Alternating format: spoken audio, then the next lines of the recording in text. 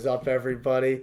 UFC Mexico City was last night, and we're gonna get into the main event and among a few other stories in the MMA world this week. Just really in the combat sports world, to be honest. We got some boxing, we got some wrestling, even. So we got a decent amount to talk about today. But yesterday when we were watching the UFC Mexico main event, we were actually we were coming back from a birthday party, karaoke party. Imagine if people heard us singing on the channel. That would probably get a lot of people unsubscribing. But besides me doing in the end, I think me and Pat nailed that. But anyway, we were Ubering back to town, and I was watching the fight in the car, and one of our friends gets dropped off, and then the Uber driver is like, "Yeah, the car's dead." And so this dude's standing out there like in front of our friend's house, basically hood up, Yeah. trying to figure out what's wrong while I have Paramount Plus on my phone, and me and you were watching Kavanagh versus Moreno as this dude's like, he's like, I gotta figure out how I'm getting home tonight, and we're just like, yeah, but Kavanagh's beating Brandon Moreno, man. So we're just like staring at my phone. But yeah, let's hope our Uber driver's okay. Brooks said his car was gone this morning, so I don't know. I think that's a Yeah. good sign.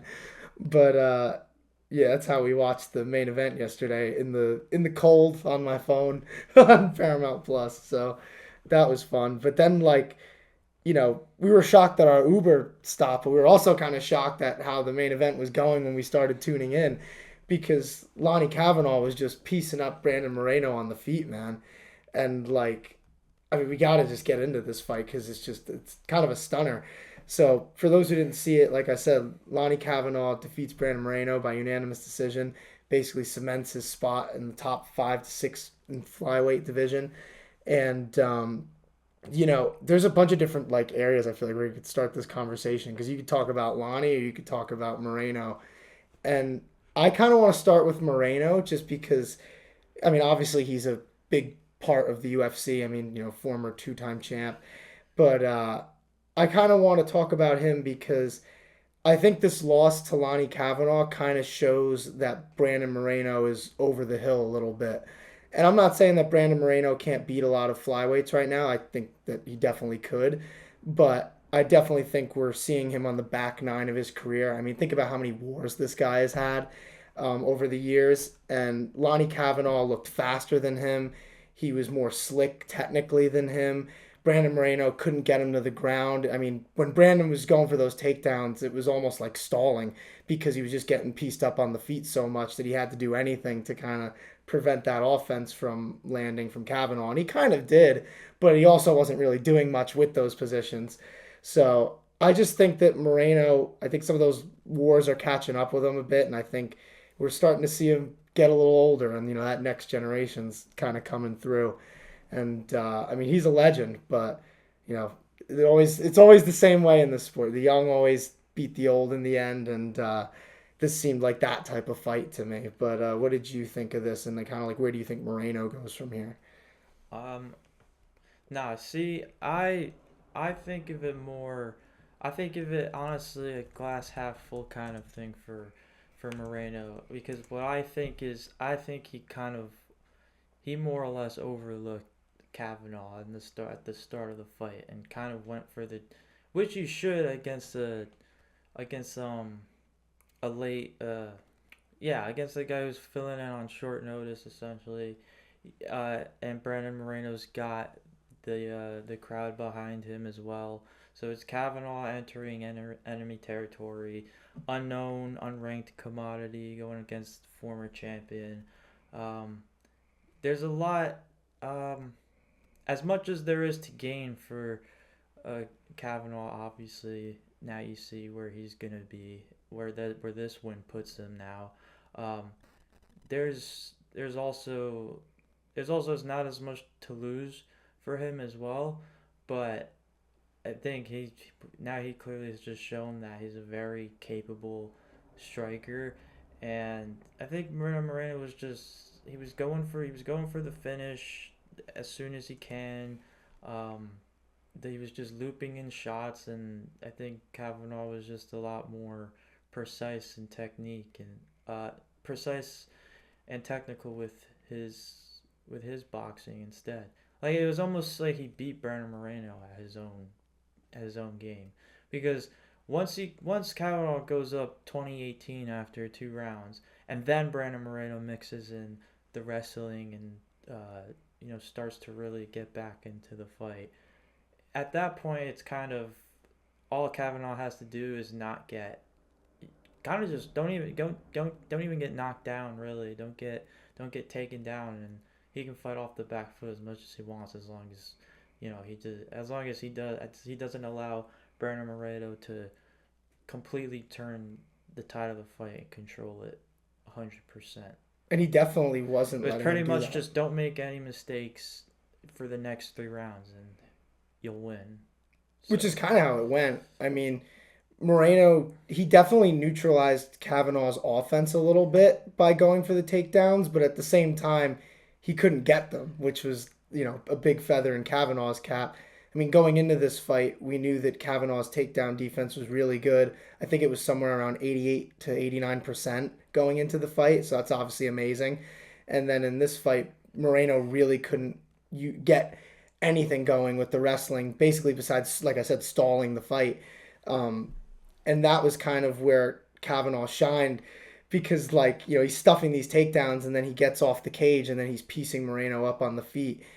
And that's honestly like what I gained from this fight. Obviously he starts the fight.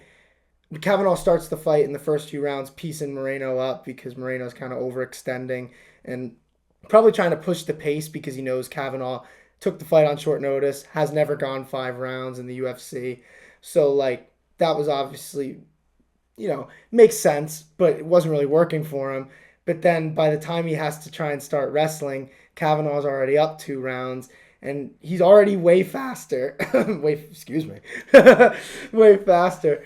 And yeah, man, I just think that I don't know if Moreno maybe felt pressure in this fight too, because it's like, you talked about Kavanagh having nothing to lose. Moreno really had nothing to gain by winning this yeah, fight.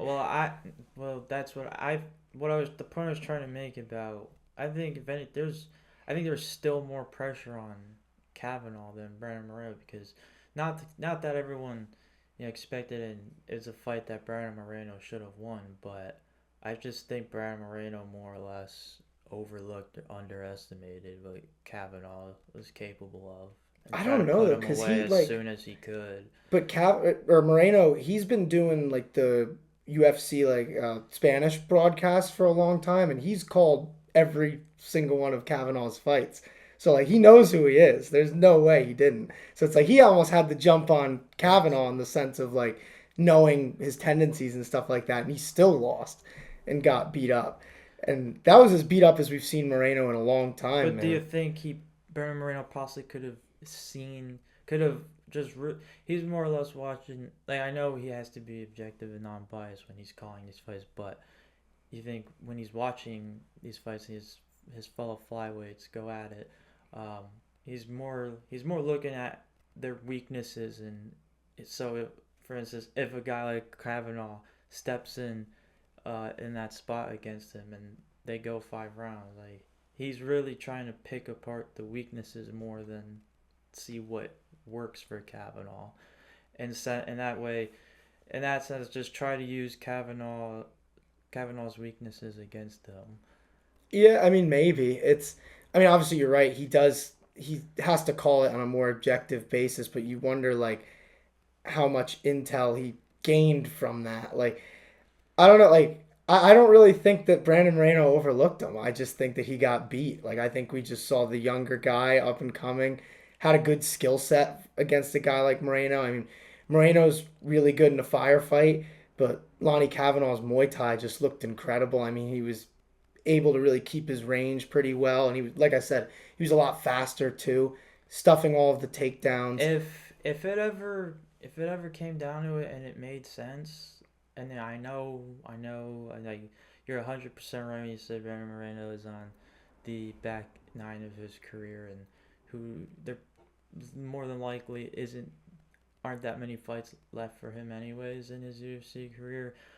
But if it made sense and the timelines lined up and everything, I mean, I wouldn't even be opposed to seeing this fight again somehow. Yeah, I mean, I think Moreno is so good and like he has so much experience and fight IQ. I wouldn't mind seeing like what he could do maybe in a second fight against this guy, but I don't know if we see that anytime soon. I mean, right now the trajectories are completely the opposite because like Kavanagh now, the world is his oyster at flyweight. He hasn't fought a lot of these guys at the top, so it'll be interesting to see like who he fights next. And then Moreno, he's obviously fought already a lot of these guys already, and now he loses to Tatsuro Taira via stoppage.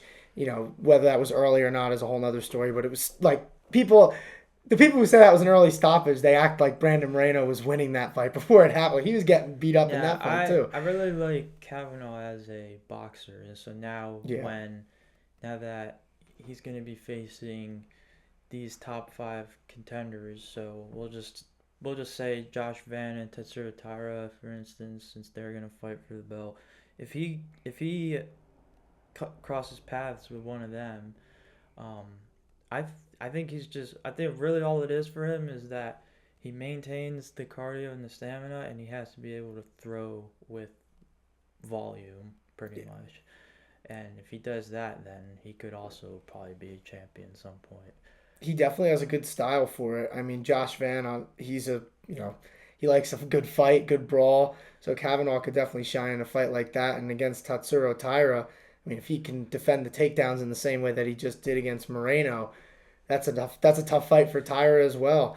And like this kind of brings me to a bigger point too, just about the 125-pound division. But flyweight right now, man, is arguably more fun than ever because Yeah, I flyweight. mean, It's just interesting because I think you kind of seeing more and more of these unranked guys who just shoot up overnight into the rankings, and um, not because it's a shallow division. It's just that it's just naturally flyweight is not gonna have this whole line of depth like a lightweight division has or a welterweight division has, because it's just so hard to make that weight.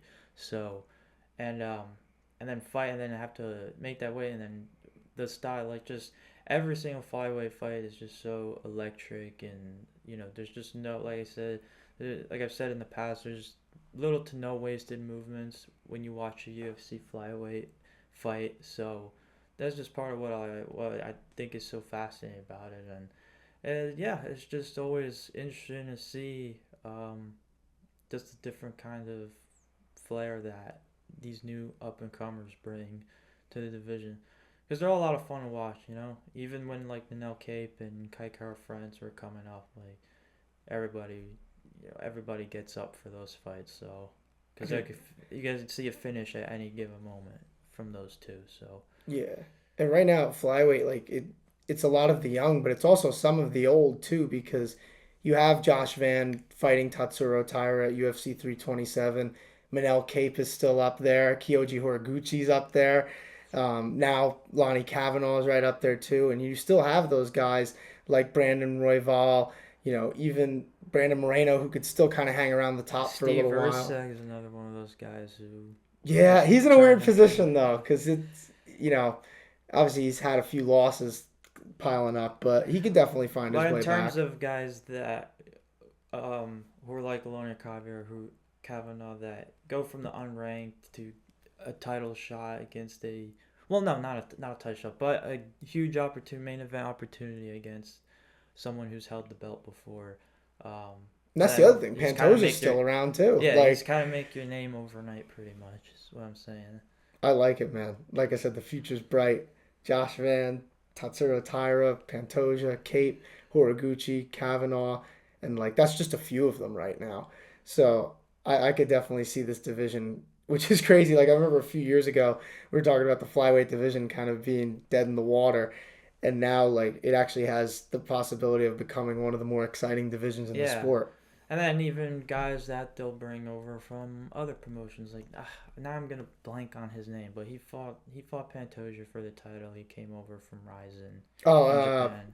Asakura. Asakura, yeah. Yeah. Well, even Manel Cape. Manel Cape was from Ryzen too. Horiguchi came. Well, Horiguchi was in the UFC years and years ago. Which, by the way, Demetrius Johnson beat Horiguchi, I think, at like UFC 184, 5 or 6, something like that. And like, the big beef against Demetrius Johnson in the GOAT conversation is that like, oh well, what was his competition? I feel like Kyoji Horiguchi has really helped Mighty Mouse's legacy because you got this guy. He was in the UFC a long time ago, top contender. Then he goes off Bellator Rising and has some success there. Comes back and now he's like he's in his late 30s and he's still a top flyweight in the world right now and even in the UFC. So that kind of that win has really aged well for Mighty Mouse in my opinion. But the division right now is in a good spot and like you said, Yeah. these unranked contenders beating these like proven vets and stars of the sport, it's definitely good because now they steal that momentum. And a lot of these guys haven't fought each other, and now we can look forward to all these guys matching up for the next like 5 years, pretty much. So, but Yeah, yeah. So all it is, I really think for the flyweight division is that they need that true. So you went from Figueiredo to Moreno to Pantoja.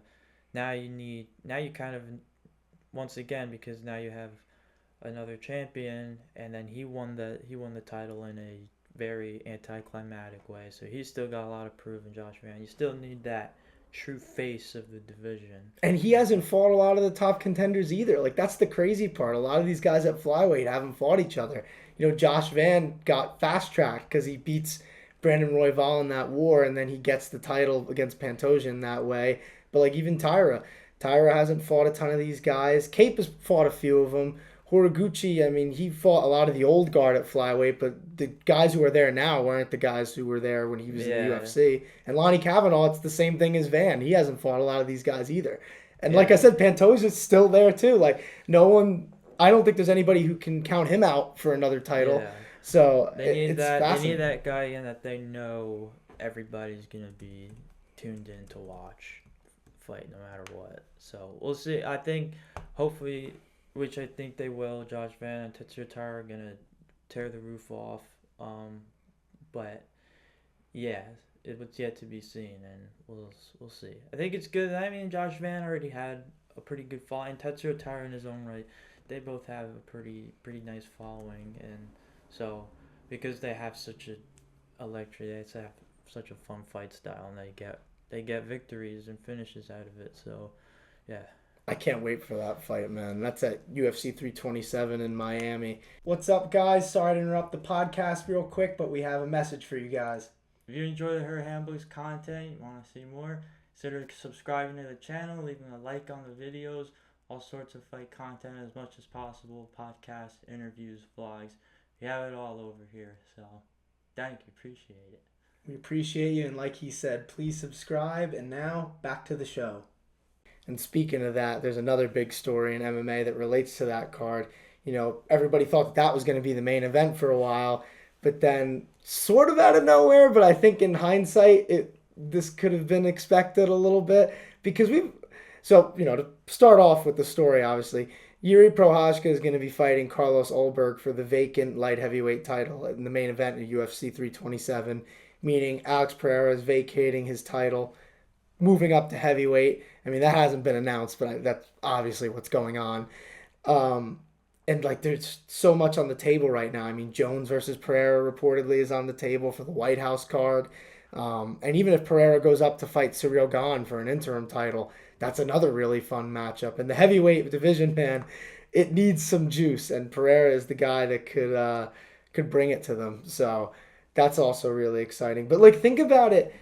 Like think about the past few months on the podcast, like every time we've talked about the light heavyweight and like heavyweight divisions, and when Pereira's name has come up, we were talking about what fight would be more exciting to the fans: Pereira versus Ulberg, or Pereira versus Gahn, Aspinall, or John Jones. Yeah, And but like, we essentially, well, okay, yeah, no, I see what you're saying well, now. because like this is what I'm saying, like, what fight would you rather see? Like, do you want to see Pereira just Yeah, fight the because next guy, you're or pretty much saying that, and this is why you could have expected he was gonna vacate because if he's pretty much already he has been essentially everybody in the light heavyweight division, and if he hasn't, then He would like a Carlos Ulberg. A Carlos Ulberg is not ready to fight Alex Pereira. So I don't even think it's that. I just think it's like, what does a win over Ulberg do for his legacy? Like Pereira's done everything.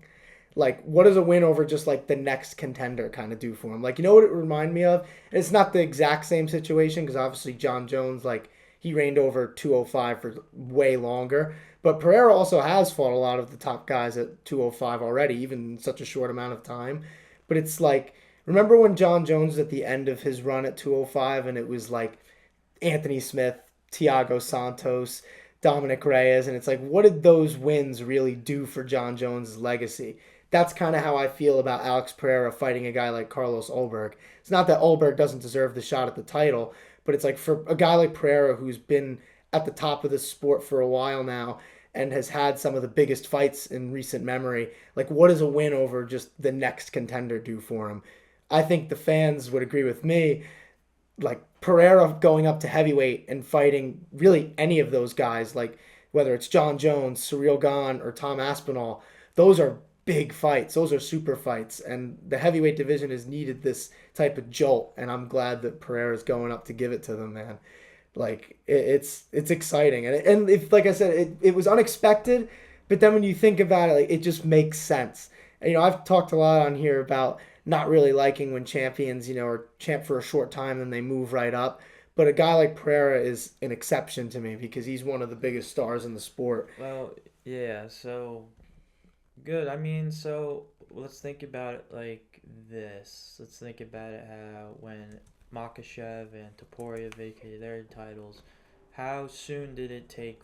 How soon did we find out that who they were gonna fight uh, in the division that they were moving to?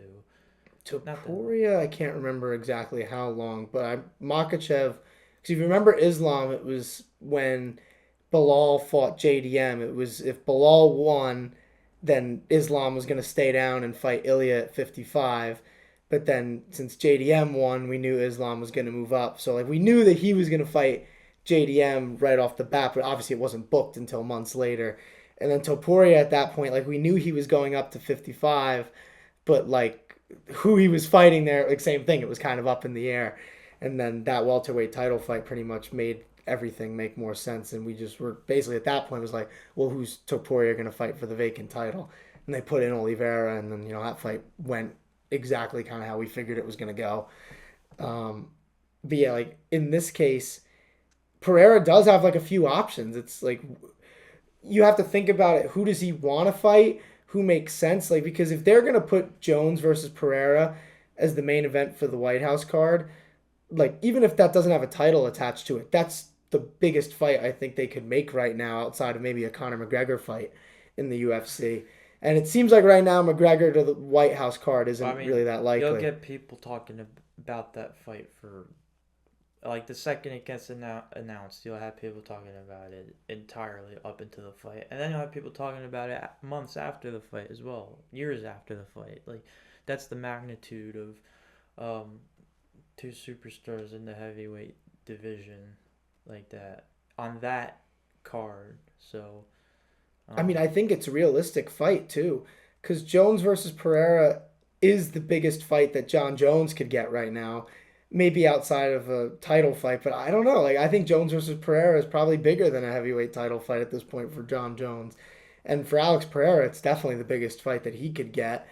And like I said, for one of these once in a lifetime type of events like the UFC White House card, that would make so much sense for like a super fight to headline that card. And since it's looking like Conor McGregor is probably going to return a month after that, if he does come back, that's the fight that I'd want to see because I mean, I don't know though, because Pereira versus Gane would be awesome too. I mean, stylistically, that'd be a fun fight.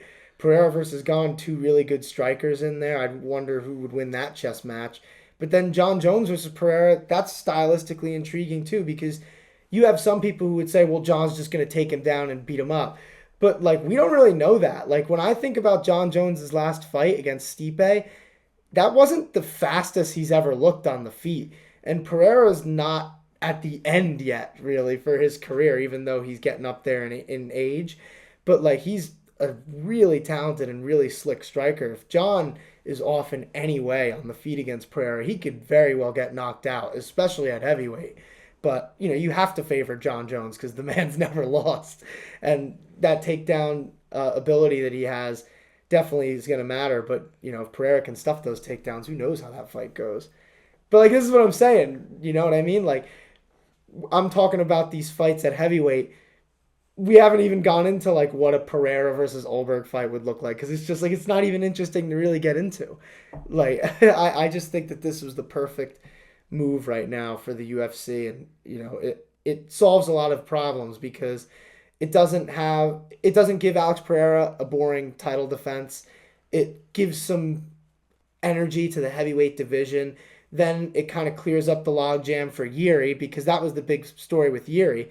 Jiri deserved the title fight, but he had already been beaten by Pereira twice. So it's like, well, what fight do you give him if you can't give him a title shot? That kind of solves that problem now because now you have Jiri in a title fight. So I just think this was the smart move. And now that Miami event is looking a lot better because Jiri versus Ulberg, that's a really good fight. I don't know who wins that fight, man, because Ulberg, he kind of fights similarly to Pereira. His kickboxing is really good. He's precise. Definitely a little more. I would say like this is gonna sound disrespectful, but it is kind of the truth. Like on the feet, he's almost like the poor man's Alex Pereira. Like he fights in a very similar way, but Pereira definitely has perfected it a little more.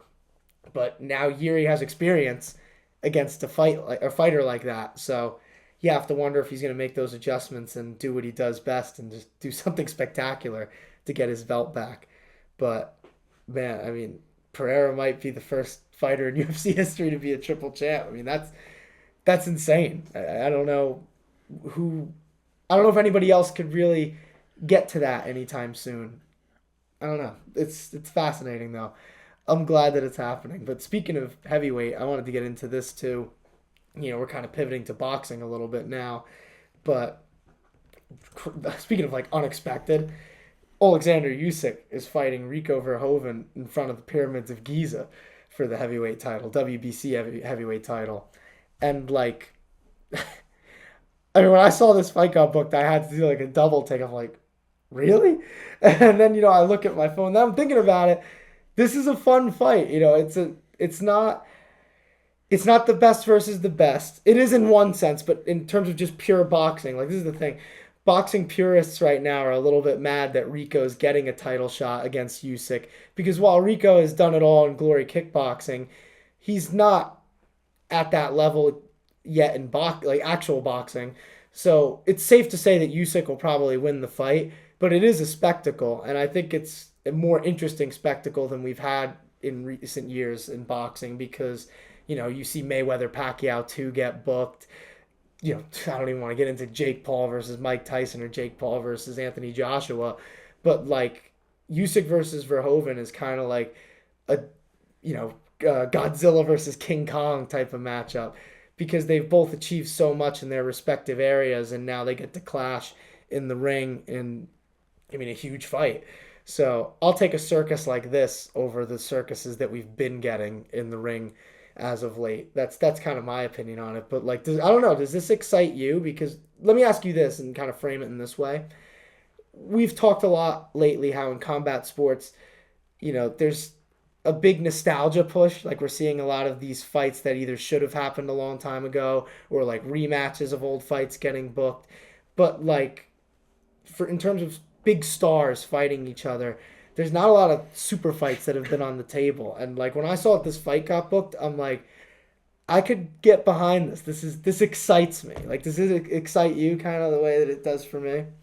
Um, well, I was saying this because I think I'm more excited to see how a world class kickboxer fares against the heavyweight champion of the world and And one of with the the best belt. all time, by the way. Not Yeah, just the champ, but I mean all time great in Usyk. because I think it's cool how Usyk is continuing to just scratch off these names on the list, and whoever wants it pretty much can come get it. And I think um, I think no matter what the result, how the result goes, um, there's still gonna be a lot to. I think there's still gonna be a lot to be excited for the both of them after this fight. Like I think this kind of fight is gonna do well for um, I'll say I'll say like their PR and stuff and people in terms of people wanting to see them. They want to see more super fights involving not only just them like huge fights, but they want to see just more heavyweight kind of super fights in general. That um that just yeah that like you said not a nostalgia trip where it's like rematches or fights that should have happened. It's something that it's something fresh and gives something people for people to chew on. So Yeah, I would agree with that. Like it's an interesting debate, but even like just on the promotional side of it, Usyk versus Rico, it feels like a big fight. Like I said, King Kong versus Godzilla, but like, even the name of it, like I remember when big boxing events like the pay-per-views had names for them. Like when Tyson fought Holyfield, the name of it was just Finally, because it was the fight that everybody wanted to see. Or like think about even Ali, the Rumble in the Jungle, um, and this one, Glory in Giza. Like that has a ring to it, man. Like I love that we're getting not only like a spectacle, but like it feels like a big event, and we're kind of getting back to that old nostalgia type of feel, but we're not using washed up fighters to do it. You know what I mean? It's the best versus the best in a certain way. One of the best kickboxers on the planet versus definitely the best heavyweight boxer on the planet. It's a circus, yes, but it's a circus that I'll take, and it's definitely more competitive than a Jake Paul versus Mike Tyson fight or 50-year-old Floyd Mayweather fighting 47-year-old Manny Pacquiao. So like I'll take it, man. yeah, This is and I mean interesting. it's a huge opportunity for Verhoeven too because he's gonna be making a lot more from this than what the UFC was planning to give him, and that's why he's not in the UFC right now, which sucks because that would have been really cool to see, and would have been a huge addition to the UFC's heavyweight division. But yeah, you know They they dropped the ball on they that one. yeah they've They don't want to get out the checkbook anymore, man. It sucks. Like I remember when the UFC would just go out and sign everybody, like, and they would, it would bring a lot of juice to the divisions. And like, we're talking about Pereira going up to heavyweight. Pereira did a lot in Glory kickboxing too, and it's like, can you imagine if Rico fought Alex Pereira at heavyweight in MMA? Like, dude, I would love that fight. And Rico against really any of those guys at heavyweight would be fascinating. And I honestly even think Rico beats most of the top 15 even right now because I think he's had MMA fights. He might be like 1-0 or 2-0 in MMA, so it's not like he's never done it. But yeah, man, right now we're going to see him in the boxing ring against one of the greatest boxers of this era. So definitely going to be big show for him. yeah Um, but yeah, man, we're covering all combat sports today. We got one last story to get into here before we go, and that's kind of what happened at RAF yesterday. Arman Tsarukyan, this guy, he fights everywhere except inside the cage for the UFC, and like he beats Giorgio Puelles in their wrestling match, and then just attacks him post match. And to be fair to Arman, Giorgio kind of wrestled a little bit dirty, kind of grabbing him in different places. Just kind of, I don't know. I can't really. I mean, I've never wrestled, so it's kind of hard for me to explain it technically. I won't act like I'm an expert, but like I've seen enough wrestling matches where I know if like a guy's sticking his finger in someone's ear or like grabbing his face right by his eye, it's a little bit dirty when you're doing that on purpose. So I kind of get why Armand got frustrated and did what he did, but Armand attacking a wrestler after a wrestling match, that's not a good move for him, especially when the UFC clearly doesn't trust him already because of all the incidents that he's had in the past, punching the fan at UFC 300, headbutting Dan Hooker, and, I'm not even going to get into him pulling out of the title fight like a couple of days before. And now he gets into this fight after his match at RAF. I mean, this is the type of thing that's preventing Arman from getting a title fight. And he deserves it so much, but he keeps shooting himself in the foot. And I'm not like sick of it because it's part of what makes Arman Arman, and I think it's part of what makes him a fan favorite.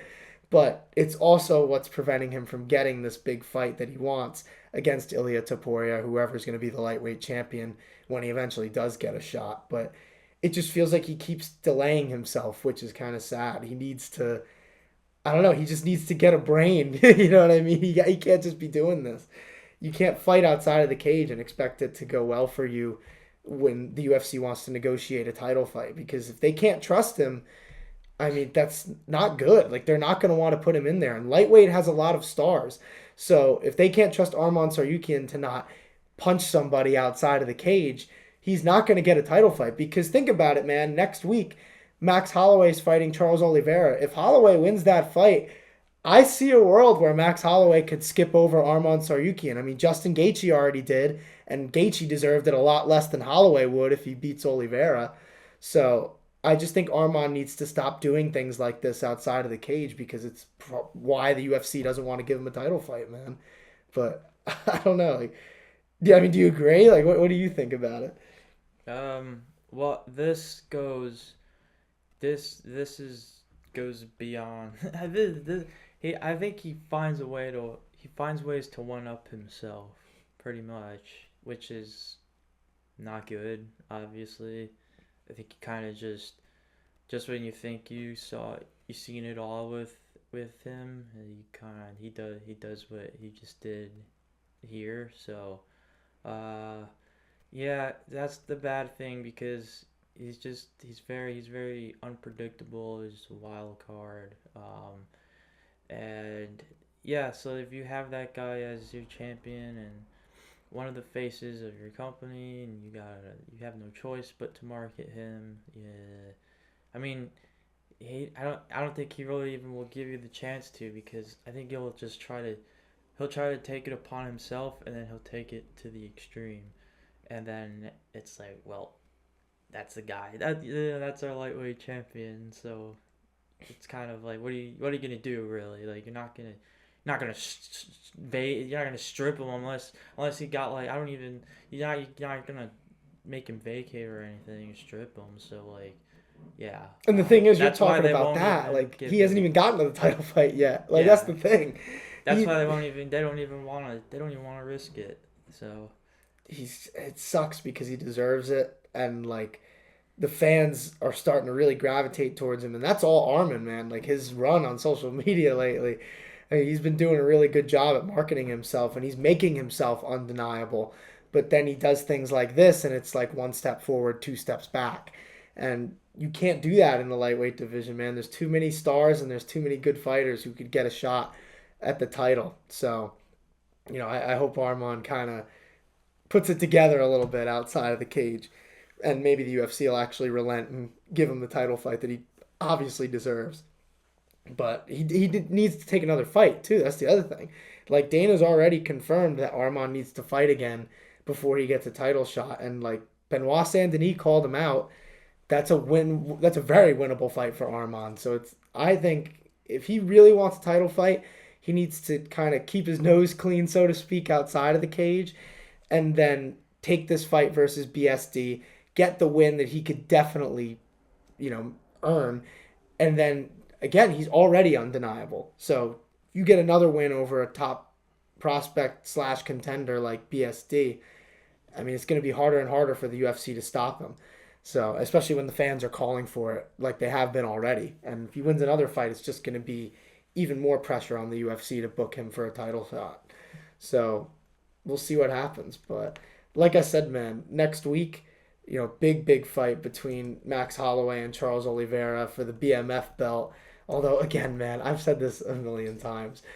I, like, can we just get rid of this BMF belt? Like, Holloway versus Oliveira 2 is a headliner. I don't need a fake title. Like, this fight going 5 rounds is all I need, man. I don't need a belt to be wrapped around anybody.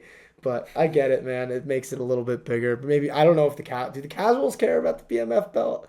I've never had anybody really ask me about it. I don't know about you. no, I don't think anybody.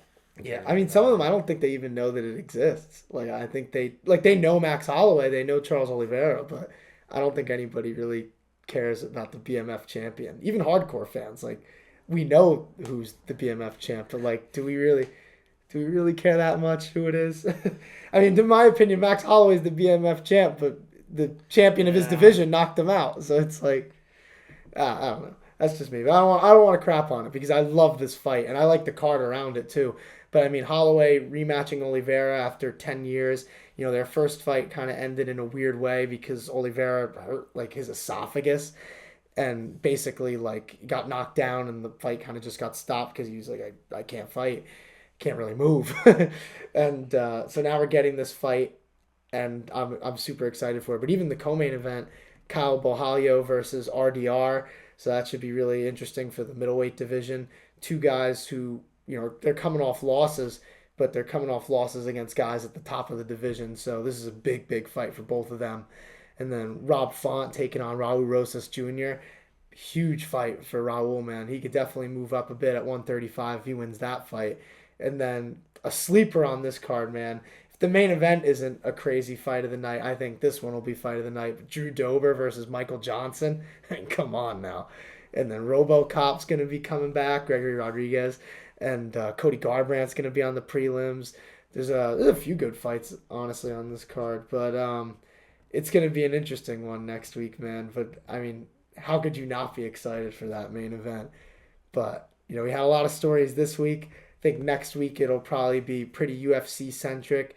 Depending on when we record the podcast, maybe we'll talk about Jai Opetaya's Zuffa Boxing debut, because that's also happening, I think, on Sunday. So, but maybe if anything, I'll just make a video on it myself if we don't get to it on the pod. So, yeah, man, a lot going on this week, a lot going on next week, and we'll be here on the channel breaking it all down for you guys. So until next time, see y'all.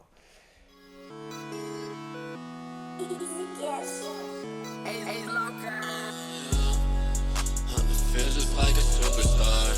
Doing all these drugs, I don't think I'm gonna see tomorrow. Living fast, brand new dash up in a foreign car. It's the type of shit that you be doing when you going